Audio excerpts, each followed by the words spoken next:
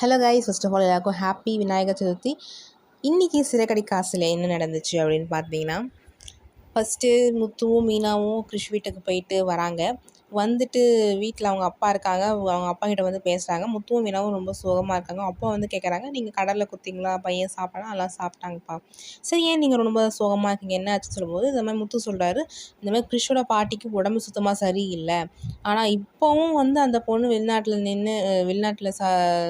இருந்து அம்மாவை வந்து பார்க்காம அங்கேயே அவள் சம்பாதிச்சுன்னு இருக்கா. அது என்ன கதைன்னே புரியல.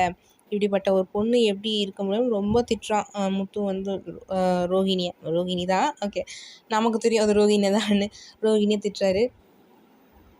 இதை வந்து ரோஹிணி வந்து ஓட்டி நின்று கேட்டுட்ருக்காங்க அவங்க பெட்ரூம் கதவுக்கு பக்கத்தில்.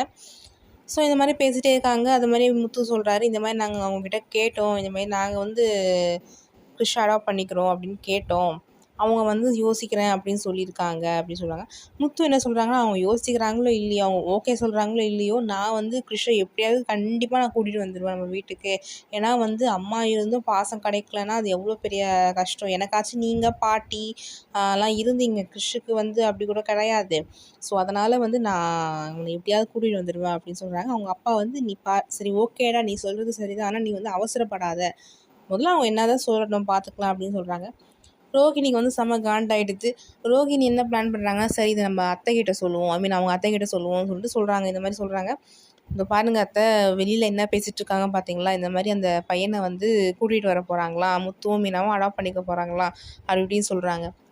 உடனே அவங்க அத்தை என்ன சொல்கிறாங்க, சரி விடுமா, அவங்க ஏதோ பண்ணிட்டு போட்டோம் அப்படின்றாங்க. ரோஹிணிக்கு ஷாக்கு, என்னத்தை நீங்களும் இப்படியே சொல்கிறீங்க, அவங்க வந்தால் எப்படி அப்படின்னு அப்படி பேசுகிறாங்க.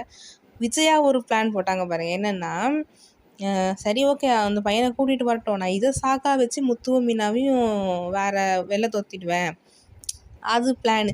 ரோஹிணி அவங்கள சொல்லி, விடுமா நான் இதை வச்சு அவங்கள அப்படி பண்ணிக்கிறேன்னு சொல்லிட்டாங்க. ஸோ ரோஹிணி இவங்ககிட்ட சொன்னால் வேலை நடக்குன்னு பார்த்தா அதுவும் நடக்கலையேடான்ட்டு அவங்க போயிடுறாங்க. இதுக்கு நெக்ஸ்ட்டு என்ன ஆகுது அப்படின்னு பார்த்தீங்கன்னா, ரோஹிணியும் வித்யாவும் கிருஷுக்காக ஒரு ஸ்கூல் வந்து பார்த்து அங்கே எப்படி இருக்குது, ஃபெசிலிட்டிஸ்லாம் எப்படி இருக்குதுன்னு பார்த்து அரேஞ்ச் பண்ணி கேட்க போயிருக்காங்க.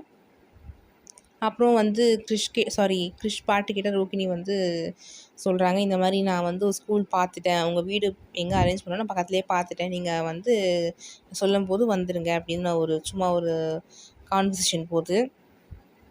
அவங்க அம்மா என்ன சொல்கிறாங்கன்னா, இப்போ தான் எனக்கு சந்தோஷமாக இருக்கும் ரோஹிணி, எனக்கு அப்புறம் வந்து கிருஷ்ணை யார் பார்த்துக்க போகிறான்னு ரொம்ப கவலைப்பட்டிருந்தேன், நீயே பொறுப்பாக மாறிட்ட அப்படி இப்படி ஒரு கான்வர்சேஷன் போகும். ஸோ நெக்ஸ்ட்டு என்ன ஆகும்னா பார்த்தீங்கன்னா, மீனா வந்து டைனிங் டேபிளில் உட்காந்துன்னு பூ கட்டிகிட்ருப்பாங்க. அப்போது வந்து விஜயா வந்து சொல்லுவாங்க, இந்த மாதிரி நான் வந்து இப்போது டான்ஸ் கிளாஸ்க்கு போகிறேன், நீ வந்து எனக்கு என்ன பண்ணுற, சாப்பாடு கட்டி எனக்கு அங்கே எடுத்துன்னு வந்து கொடுத்துரு. உடனே அங்கே முத்து வந்துடுவார். சரி மீனா, ஓகே, நீ அங்கே போய் கொடுத்துட்டு நீங்கள் என்ன பண்ணுறீங்க, அவங்க அம்மா கிட்ட சொன்னீங்க, என்ன பண்ணுறீங்க, சம்பளம் மட்டும் கொடுத்துருங்க அப்படின்னு சொல்லுவாங்க. நான் ஏன்டா சம்பளம் கொடுக்கணும், ஆமாம் அவள் எவ்வளோ கஷ்டப்பட்டு இப்போ பூ டெலிவரி வேறு பண்ணிப்போம், அதெல்லாம் விட்டு உங்களுக்கு கொடுக்குறால, நீங்கள் சம்பளம் கொடுங்க அப்படின்னு சொல்லிட்டு ஒரு கான்வர்சேஷன் போயிட்டுருக்கோம். இதில் இன்னொரு காமெடி என்னன்னா, அப்படி கான்வர்சேஷன் போயிட்டுருக்கும்போது முத்து அவள் எதுக்கு அப்படி செய்யணும் அப்படின்னு கேட்கும்போது, உடனே விஜயா, என்னடா ஒரு மாமியாருக்கோசம் மருமகன் செய்ய மாட்டாளா, உடனே முத்து நெஞ்ச பிடிச்சி ஐயோ ஐயோன்னு கத்துவாங்க. என்ன டைலாக் டே. ஓகே கைஸ், இதோட இன்றைக்கோட எபிசோடு வந்து ஓவர். ஸோ ஓகே, உங்களோட கருத்துக்களை கமெண்ட் செக்ஷனில் சொல்லுங்கள். லெட்ஸ் சி என்ன நடக்குதுன்னு பார்ப்போம்.